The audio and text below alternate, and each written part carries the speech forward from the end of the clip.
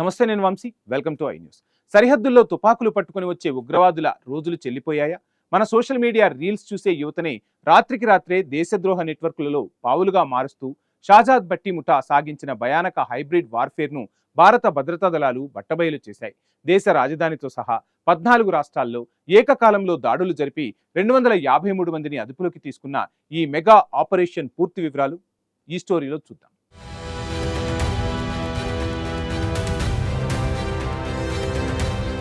తుపాకీ పట్టుకుని సరిహద్దులు దాటే ఉగ్రవాదులకు కాలం చెల్లిందా? మన పక్కింటి కుర్రాడు సోషల్ మీడియాలో రీల్స్ చూసి యువకుడు బిర్యానీ వ్యాపారి రాత్రికి రాత్రే దేశద్రోహ నెట్వర్క్లో పావులుగా మారుతున్నారా? అవును. దేశ రాజధాని మొదలుకొని 14 రాష్ట్రాలలో భద్రతా దళాలు చేపట్టిన ఒక మెగా ఆపరేషన్ అత్యంత ప్రమాదకరమైన నిజాన్ని బట్టబయలు చేసింది. పాకిస్తాన్లోని పంజాబ్ ప్రావిన్స్ నుంచి దుబాయ్ వరకు విస్తరించిన నేర సామ్రాజ్యం ఇప్పుడు దేశీయ మూటాలతో చేతులు కలిపి ఉగ్రవాదానికి సరికొత్త రూపునిచ్చింది.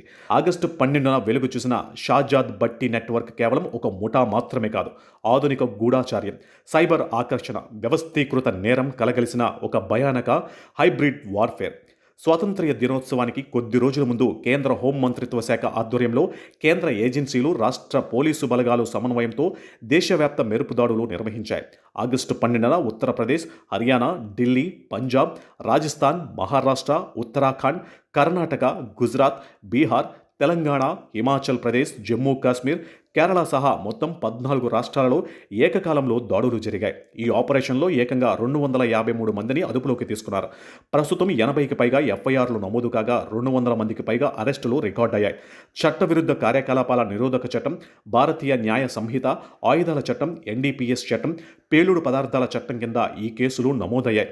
ఈ సోదాల్లో ఐఈడీలు, పిస్టల్స్, లైవ్ మందుగుండు సామాగ్రి, పాకిస్తాన్ ఆర్డినెన్స్, ఫ్యాక్టరీ మార్కు ఉన్న గ్రైనేడ్లు, గూఢచర్యం కోసం వాడిన అత్యాధునిక సీసీటీవీ పరికరాలను భద్రతా దళాలు స్వాధీనం చేసుకున్నాయి. ఈ మొత్తం ముఠాకు సూత్రధారి ఒకే ఒక్కడు. అతడే 45 ఏళ్ల షాజాద్ భట్టి. పాకిస్తాన్లోని పంజాబ్ ప్రావిన్స్కు చెందిన భట్టి బ్యాక్గ్రౌండ్ చూస్తే దిమ్మ తిరిగిపోవటం ఖాయం. 2013లో పాకిస్తాన్ పోలీసు రికార్డుల ప్రకారం ఇతనిపై దొంగతనాలు, దోపిడీల కేసులు నమోదయ్యాయి. ఆ తర్వాత మరింత తీవ్రమైన నేరాలకు పాల్పడి దుబాయ్కి పారిపోయాడు.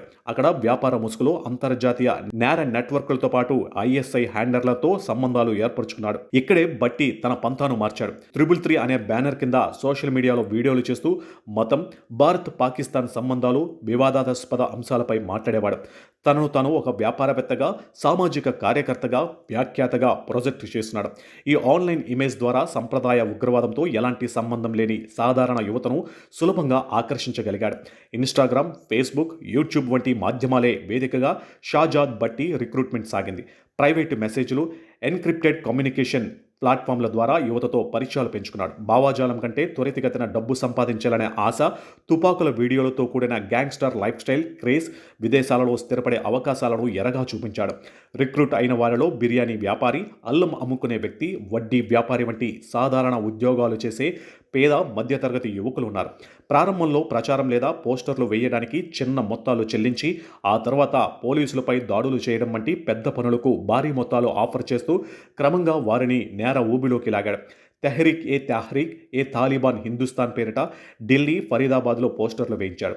దాడుల వీడియోలను ఆన్లైన్లో సర్క్యులేట్ చేయించడం ద్వారా ప్రచార యుద్ధానికి తెరలేపాడు. షాజాద్ భట్టి నెట్వర్క్ వ్యూహం ఒక్కటే, తక్కువ ఖర్చుతో కూడిన డిస్పోజబుల్ ఆపరేటివ్స్ను సృష్టించడం. ఒకరు కేవలం జీపీఎస్ లొకేషన్లు, వీడియోలు తీసి పంపితే మరొకరు సీసీటీవీ కెమెరాలు బిగించి నిఘా పెడతారు. ఇంకొకరు లాజిస్టిక్స్, సిమ్ కార్డులు రవాణా చూసుకుంటారు. ఫైనల్ దాడి చేయడానికి మాత్రమే ప్రత్యేకంగా ఒకరిని ఎంచుకుంటారు.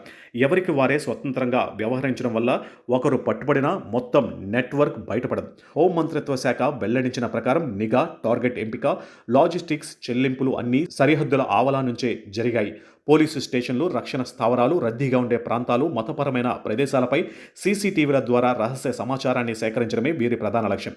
ఆగస్టు 12న జరిగిన 253 మంది నిర్బంధం ఈ కుట్రను తాత్కాలికంగా అడ్డుకుని ఉండవచ్చు. కానీ క్షేత్రస్థాయిలో ముఖం తెలియని హ్యాండ్లర్లు, సోషల్ మీడియా ఆల్గారిథమ్స్ వెనుక నక్కిన ఉగ్ర సూత్రధారులు మన దేశ యువతనే పావులుగా వాడుకుంటున్న వేళ భద్రతా ముప్పు సరికొత్త సాంకేతిక యుద్ధానికి దారితీస్తుంది. ఇది సరిహద్దుల్లో తుపాకులతో చేసే యుద్ధం మాత్రమే కాదు, డిజిటల్ తెరల వెనుక సాగుతున్న అత్యంత ప్రమాదకరమైన అదృశ్య యుద్ధం.